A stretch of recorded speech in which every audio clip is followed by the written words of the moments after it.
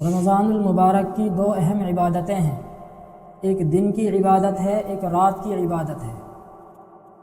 دن کی عبادت روزہ ہے اور رات کی عبادت تراویح ہے۔ یہ دو عبادتیں یعنی پورے مہینے لگاتار روزے رکھنا اور پورے مہینے لگاتار رات میں 20 رکعت نماز پڑھنا جماعت کے ساتھ، یہ اس مہینے کے ساتھ خاص ہے۔ تو یہ اس مہینے کی خاص عبادتیں ہوئیں۔ دونوں سے متعلق کچھ باتیں عرض کرنی ہیں۔ پہلی چیز ہے روزہ۔ روزہ ایک ایسی عبادت ہے کہ روزے کا علم صرف اللہ تبارک و تعالیٰ کو ہوتا ہے، یا جس آدمی کا روزہ ہو اس کو معلوم ہوتا ہے کہ میرا روزہ ہے۔ باقی کوئی اور شخص کسی آدمی کے روزے پر مطلع نہیں ہو سکتا، اس کو پتہ ہی نہیں چل سکتا کہ کس کا روزہ ہے کس کا روزہ نہیں ہے۔ یہ ایسی چھپی ہوئی عبادت ہے۔ آدمی نماز پڑھے، عمرہ کرے، حج کرے، صدقہ زکوٰۃ کرے تو دوسرے لوگ بھی اس کو دیکھ لیتے ہیں اور پتہ چل جاتا ہے کہ یہ آدمی فلاں عبادت کر رہا ہے۔ لیکن روزہ ایک ایسی عبادت ہے کہ اس کا اللہ کو پتہ ہے، یا جس کا روزہ ہے اس کو پتہ ہے۔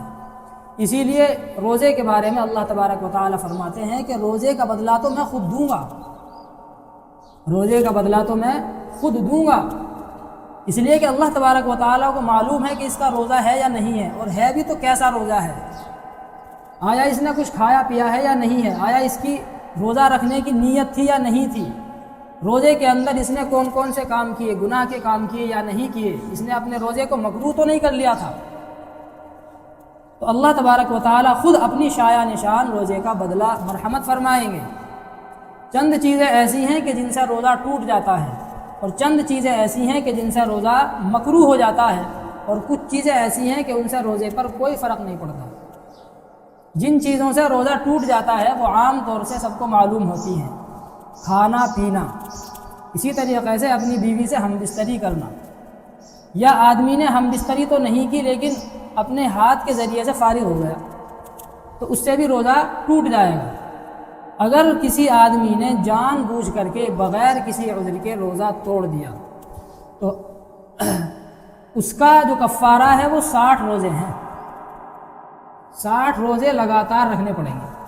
کسی آدمی نے روزہ رکھا اور آدھے گھنٹے کے بعد، 1 گھنٹے کے بعد یا دن میں روزہ توڑ دیا، کچھ کھا لیا، کچھ پی لیا، یا اپنی بیوی سے ہم بستری کر لی، تو اب اس کا کفارہ یہ ہے کہ 60 روزے لگاتار رکھے۔ اس کو 61 روزے رکھنے پڑیں گے، ایک روزہ تو قضا کی طرف سے اور 60 روزے کفارے کی طرف سے۔ 60 روزے لگاتار رکھے، اگر درمیان میں ایک بھی روزہ چھوڑ دیا پھر دوبارہ سے رکھنے پڑیں گے۔ آدمی نے 59 روزے رکھے اور 60واں روزہ چھوڑ دیا، اب پھر شروع سے رکھ، پھر 1 سے شروع کر، تو یہ اس کا کفارہ ہے۔ اگر کوئی آدمی جان بوجھ کر کے بغیر کسی عذر کے روزہ توڑ دے، اور اگر کوئی عذر ہے، بیماری ہو گئی یا آدمی جو ہے سفر میں ہے، تو پھر اس کے لیے یہ گنجائش ہے کہ روزہ چھوڑ دے۔ اب اس کے لیے صرف یہ ہے کہ عید کے بعد میں اس روزے کی قضا کر لے، تو آدمی کھا لے پی لے یا اپنی بیوی سے ہم بستری کر لے۔ یا اسی طریقے سے کوئی آدمی بیمار ہوا اور اس کو انجیکشن لگانے کی ضرورت پڑی، جیسے کہ ابھی پرسوں میرے پاس فون آیا ایک ڈاکٹر کا کہ جی وہ مریض تھا، شوگر اس کو کافی ہو رہی ہے، اب اس کو پیٹ میں انجیکشن لگانا تھا، میں نے اس کے پیٹ میں انجیکشن لگا دیا، تو کیا روزہ رہا یا ٹوٹ گیا؟ تو اگر پیٹ میں ڈائریکٹ انجیکشن لگایا جائے تو اس سے روزہ ٹوٹ جائے گا۔ پیٹ میں اگر براہ راست انجیکشن لگایا جائے تو اس سے روزہ ٹوٹ جائے گا اگر بیماری کی وجہ سے، لیکن اس میں کفارہ نہیں ہے۔ وجہ یہ ہے کہ وہ بیمار ہے، اس کو عذر ہے، عذر کی وجہ سے اس کا روزہ ٹوٹا ہے، تو اس کے اندر کفارہ نہیں ہے۔ اگر بغیر عذر کے بس ویسے ہٹا کٹا ٹھیک ٹھاک آدمی ہے اور بس ویسے بھوک لگ رہی ہے، بھائی روزہ تو ہے ہی اسی لیے کہ بھوک لگے، اگر روزے میں بھوک نہ لگے تو پھر روزے کا فائدہ ہی کیا ہے؟ پھر تو آدمی پورا سال ہی بھوکا رہ لے۔ تو بھوک لگنا یہ کوئی عذر نہیں ہے۔ ہاں ایسی بھوک لگے انسان کو کہ آدمی کی جان نکلنے کے قریب ہو جائے، ڈاکٹر یہ کہے کہ اگر اس کو پانی نہیں پلایا تو مر جائے گا، تو یہ تو عذر ہے۔ لیکن ایسی بھوک لگتی نہیں ہے کسی کو، یا ایسی پیاس کسی کو نہیں لگتی۔ روزہ جو مشروع ہوا ہے وہ اسی لیے ہوا ہے کہ آدمی کو تھوڑا بھوک پیاس لگے، اس کے بدن کے اندر جو فاسد مادے ہیں وہ اس کے بدن سے نکلیں اور معلوم ہو کہ ہاں یہ آدمی اللہ کا حکم ماننے والا ہے، اللہ تبارک و تعالیٰ نے کہا ہے کہ بھئی آج پورے دن بھوکا رہنا ہے، تو یہ آدمی اللہ کا حکم مان کر کے بھوکا رہنے کے لیے تیار ہے۔ اگر بھوک اس کو نہیں لگتی تو پھر کیسا امتحان ہے؟ بہرحال اگر کوئی آدمی بیمار ہوا اور پیٹ میں براہ راست انجیکشن لگایا گیا تو روزہ ٹوٹ جائے گا، لیکن کفارہ نہیں ہے، صرف قضا ہے۔ اور اگر بیمار ہوا لیکن انجیکشن لگایا گیا نس کے اندر، یا اسی طریقے سے بوتل چڑھائی گئی، ڈرپ لگائی گئی، کہاں؟ نس میں، تو اس سے روزہ نہیں ٹوٹتا، اس سے روزہ نہیں ٹوٹے گا۔ اگر نس میں انجیکشن لگایا یا ڈرپ لگائی تو اس سے روزہ نہیں ٹوٹے گا، سمجھنا۔ اگر پیٹ میں لگایا گیا براہ راست، یا اسی طریقے سے دماغ میں جو ہے وہ چڑھائی گئی، کیا دوائی چڑھائی گئی، تو ان دو جگہوں پر اگر دوائی پہنچ گئی، پیٹ میں براہ راست پہنچ گئی یا دماغ میں براہ راست پہنچ گئی، تو اس سے روزہ ٹوٹ جائے گا۔ چند چیزیں ایسی ہیں کہ ان سے روزہ مکروہ ہو جاتا ہے، ان سے روزہ مکروہ ہو جاتا ہے۔ مثال کے طور پر روزہ رکھنے کے بعد میں آدمی نے برش کر لیا،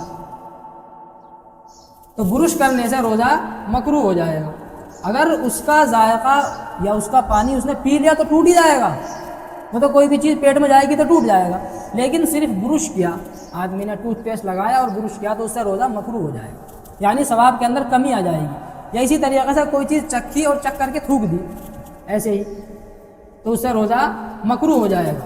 اسی طریقے سے روزے کے اندر ہر گناہ کا کام کرنے سے روزہ مکروہ ہو جاتا ہے، کوئی بھی گناہ کا کام ہو، چھوٹا ہو بڑا ہو، جو ہے آدمی نے جھوٹ بولا یا اسی طریقے سے کسی کی چغلی کی، غیبت کی، یا اور کوئی بات کہی، یا آدمی نے جو ہے جھوٹی قسم کھا لی، اپنا مال بیچ رہا ہے، جھوٹی قسم کھا کر کے بیچ رہا ہے، تو روزہ مکروہ ہو گیا۔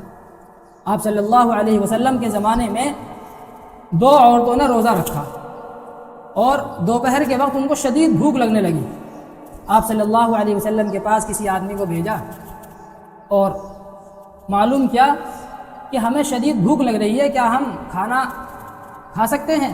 تو آپ صلی اللہ علیہ وسلم نے فرمایا کہ تم کو کھانے کی کیا ضرورت ہے، تم تو دونوں کھانا کھا چکی ہو ابھی۔ انہوں نے کہا کہ ہم نے تو صبح سے کچھ نہیں کھایا۔ آپ صلی اللہ علیہ وسلم نے فرمایا کہ نہیں، تم نے کھایا ہے، ابھی گوشت کھایا ہے۔ انہوں نے کہا کہ اللہ کی قسم ہم نے تو کچھ بھی نہیں کھایا۔ تو آپ صلی اللہ علیہ وسلم نے ان سے فرمایا کہ الٹی کرو، طے کرو۔ انہوں نے حلق میں انگلی دے کر کے الٹی کی تو اس کے اندر سے گوشت کے ٹکڑے نکلے، تازہ تازہ گوشت کے ٹکڑے۔ آپ صلی اللہ علیہ وسلم نے فرمایا کہ دیکھو یہ تم نے گوشت کھایا ہے۔ انہوں نے کہا کہ ہم نے تو نہیں کھایا۔ تو آپ نے فرمایا کہ تم نے فلاں عورت کی چغلی اور غیبت کی تھی، فلاں عورت کی چغلی اور غیبت کی تھی۔ اور قرآن کریم کے اندر اللہ تبارک وتعالی فرماتے ہیں لا یغتب بعضکم بعضا ایحب احدکم ان یأکل لحم اخیہ میتا فکرہتموہ، کہ ایک دوسرے کی غیبت مت کرو، اس لیے کہ غیبت کرنا ایسا ہے گویا کہ اپنے مردہ بھائی کا گوشت کھانا۔ تو تم نے فلاں عورت کی غیبت کی، چغلی کی، اس کے عیبوں کو بیان کیا، تو یہ اسی کی سزا ہے کہ گویا کہ تم نے حقیقت میں گوشت کھا لیا۔ بہرحال کوئی بھی گناہ کا کام کرنے سے آدمی کا روزہ مکروہ ہو جاتا ہے، ثواب کے اندر کمی ہو جاتی ہے۔ تو اس ماہ رمضان کی جو دو عبادتیں ہیں، ان میں سے پہلی عبادت کے متعلق یہ باتیں آپ حضرات کے سامنے آئی کہ بعض چیزیں ایسی ہیں کہ ان سے روزہ ٹوٹ جاتا ہے، کفارہ بھی لازم ہوتا ہے۔ بعض چیزوں سے صرف روزہ ٹوٹتا ہے، کفارہ لازم نہیں ہوتا، اور بعض چیزوں سے آدمی کا روزہ مکروہ ہو جاتا ہے۔ ایک عبادت ہے رات کی عبادت، وہ ہے تراویح۔ تراویح یہ سنت مؤکدہ ہے، آپ صلی اللہ علیہ وسلم کی سنت ہے۔ پورے مہینے با جماعت 20 رکعت رات میں تراویح پڑھنا یہ الگ سنت ہے، اور تراویح کے اندر مکمل قرآن کریم سننا اور سنانا یہ الگ سنت ہے۔ بعض لوگ ایسا کرتے ہیں کہ 5-10 دن کا قرآن کریم سنا اور پھر پورے مہینے کی چھٹی کر لیتے ہیں کہ ہم نے تو قرآن کریم سن لیا، تراویح پڑھ لی، بس ہماری چھٹی ہو گئی، ختم بات۔ ایسا نہیں ہے، ابھی صرف آپ کی ایک سنت پوری ہوئی ہے، یعنی قرآن مکمل ہوا ہے تراویح میں۔ ابھی جو پورے مہینے کی جو سنت باقی ہے، باقاعدہ 20 رکعت پورے مہینے تراویح پڑھنا، وہ ابھی باقی ہے، اس کو پڑھو۔ اور تراویح کے لیے ایسا امام مقرر کیا جائے جیسا ہم عام دنوں میں تلاش کرتے ہیں فرض نمازوں کے لیے، جیسا ہم عام دنوں میں فرض نمازوں کے لیے امام تلاش کرتے ہیں نا، اسی طریقے سے تراویح کا امام کے لیے بھی وہی شرطیں ہیں۔ لیکن ہم نے تراویح کی نماز کو ہلکا سمجھ لیا کہ بس حافظ ہونا چاہیے، چاہے کیسا ہی ہو، پورے سال اس نے نمازیں پڑھی ہو نہ پڑھی ہو، داڑھی منڈا ہو، اس کی حالت کیسی بھی ہو، جھوٹ بولتا ہو، غیبت کرتا ہو، فلمیں دیکھتا ہو، گانے سنتا ہو، کچھ بھی کرتا ہو، بس حافظ ہونا چاہیے کہ ہمارا بچہ جو ہے قرآن کریم سنائے گا۔ آپ صلی اللہ علیہ وسلم فرماتے ہیں الامام ضامن، امام ضامن ہوتا ہے، جتنے لوگ پیچھے نماز پڑھتے ہیں سب کی ذمہ داری امام کے اوپر ہوتی ہے۔ اگر امام کی نماز خراب ہوگی تو سب کی نماز خراب ہوگی، امام کی نماز صحیح ہوگی تو سب کی نماز صحیح ہوگی، امام کی نماز مکروہ ہوگی تو سب کی نماز مکروہ ہوگی۔ اور آپ صلی اللہ علیہ وسلم فرماتے ہیں کہ اپنا امام بہترین مقرر کرو، بہترین امام مقرر ہونا چاہیے، یعنی وہ دیندار ہو، اس کے اندر کسی قسم کا کوئی عیب نہ ہو، گناہ نہ کرتا پھرتا ہو کھلم کھلا۔ اور باقی چھوٹے موٹے گناہ تو ہر آدمی سے ہوتے ہیں، ایسا نہیں ہے کہ آدمی بالکل دودھ کا دھلا ہوا ہے۔ ایک تو ایسا آدمی ہے کہ کھلم کھلا گناہ کرتا پھر رہا ہے، کھلم کھلا گالیاں دے رہا ہے، غیبتیں کر رہا ہے، جھوٹ بول رہا ہے کھلم کھلا۔ اور ایک گناہ ایسا ہے کہ جس کا علم صرف اللہ تبارک و تعالیٰ کو ہے۔ آپ صلی اللہ علیہ وسلم فرماتے ہیں کل بنی آدم خطاء وخیر الخطائین التوابون، ہر آدمی گنہگار ہے، ہر آدمی سے گناہ ہوتا ہے، گناہوں سے پاک تو صرف نبی ہوتے ہیں، گناہوں سے پاک صرف نبی ہوتے ہیں، تو ہر آدمی سے گناہ ہوتا ہے۔ اور آگے فرمایا اور بہترین گنہگار توبہ کرنے والے ہیں، جو توبہ کر لے وہ بہترین گنہگار ہے۔ آپ صلی اللہ علیہ وسلم کے زمانے میں ایک صحابیہ عورت سے گناہ ہو گیا، زنا کر لیا انہوں نے، لیکن بعد میں احساس ہوا، آپ صلی اللہ علیہ وسلم کے پاس آئی اور کہنے لگی کہ اللہ کے رسول مجھ سے یہ گناہ ہو گیا، زنا ہو گیا۔ آج کے زمانے میں کوئی کہہ دے گا اس طریقے سے، اور زنا کی سزا یہ ہے کہ اس کو پتھر مار مار کر کے ہلاک کر دیا جائے۔ ان کو سزا کا بھی علم ہے کہ سزا مجھ کو یہ ملنی ہے، مجھ کو پتھروں سے مارا جائے گا، لیکن وہ آئی آپ صلی اللہ علیہ وسلم کے پاس، اللہ کا ڈر ان کے دل کے اندر، اور آ کر کے کہنے لگی کہ مجھ سے یہ گناہ ہو گیا۔ آپ نے فرمایا، ان کو ٹالا کہ نہیں تم سے گناہ نہیں ہوا ہوگا، ویسے ہی بس کیا نام ہے بوس و کنار ہوا ہوگا۔ وہ کہنے لگی نہیں اللہ کے رسول مجھ سے گناہ ہوا ہے۔ تو آپ نے فرمایا کہ 1 سال کے بعد آنا، جب بچہ پیدا ہو جائے تب آنا۔ 1 سال تک وہ اللہ سے کتنا گڑ گڑائی ہوں گی، کتنا روئی ہوں گی، اور کتنا انہوں نے انتظار کیا ہوگا، اور شیطان نے دل کے اندر یہ بات بھی ڈالی ہوگی کہ تو بھاگ جا یہاں سے ورنہ تیری جان چلی جائے گی 1 سال کے بعد میں۔ لیکن وہ نہیں بھاگی کدھر ادھر، اللہ کا ڈر ان کے دل کے اندر۔ 1 سال کے بعد بچے کو لے کر کے آئی اور کہنے لگی اللہ کے رسول بچہ پیدا ہو گیا ہے، اب میرے اوپر حد جاری کیجئے، مجھ کو سزا دیجئے زنا کی۔ آپ نے فرمایا کہ جب یہ بچہ کچھ کھانے پینے لگے تب آنا۔ 2 سال کے بعد بچے کو لے کر کے آئی، اس کے ہاتھ میں روٹی کا ایک ٹکڑا تھا۔ کتنا ڈر ہوگا اللہ تبارک و تعالیٰ کا ان کے دل کے اندر۔ آپ صلی اللہ علیہ وسلم نے وہ بچہ ان کی گود سے لے کر کے ایک صحابی کو دیا اور صحابہ کو جمع کیا اور فرمایا کہ ایک گڑھا کھودا جائے۔ گڑھا کھودا گیا، ان کو کمر تک اس کے اندر گاڑ دیا گیا، اور اس کے بعد آپ صلی اللہ علیہ وسلم نے فرمایا کہ پتھر مارے جائیں۔ جب ان کو پتھر پڑے، ایک پتھر پڑا سر پر، اس میں سے ایک دم سے خون کا فوارہ نکلا اور ایک صحابی کے اوپر جا کر کے اس کی چند بوندیں گری۔ وہ صحابی ایک دم سے حقارت سے کہنے لگے ایک زانیہ کا خون میرے اوپر آ گیا۔ آپ صلی اللہ علیہ وسلم نے سن لیا۔ آپ صلی اللہ علیہ وسلم نے فرمایا کہ اگر تم کو معلوم ہو جائے کہ اس عورت نے کیسی توبہ کی ہے، اس عورت نے ایسی توبہ کی ہے، اگر سارے مدینے والوں پر اس کو تقسیم کر دیا جائے تو اللہ تبارک و تعالیٰ سب کی مغفرت کر دے۔ تو مقصد کہنے کا یہ ہے کہ ہر آدمی سے گناہ ہوتا ہے، لیکن اپنا امام ایسا مقرر کریں جو بظاہر دیندار ہو، دیکھنے میں شریعت کے اوپر چلنے والا ہو، اور اللہ تبارک و تعالیٰ کا خوف اس کے دل کے اندر ہو۔ تو تراویح کے لیے بھی ایسا امام مقرر کریں، صرف یہ نہ دیکھیں کہ اب ہاں بھائی حافظ ہے، عام دنوں کے اندر اس کا چال چلن ٹھیک ٹھاک ہو۔ اللہ تبارک و تعالیٰ ہم سب کو عمل کرنے کی توفیق عطا فرمائے۔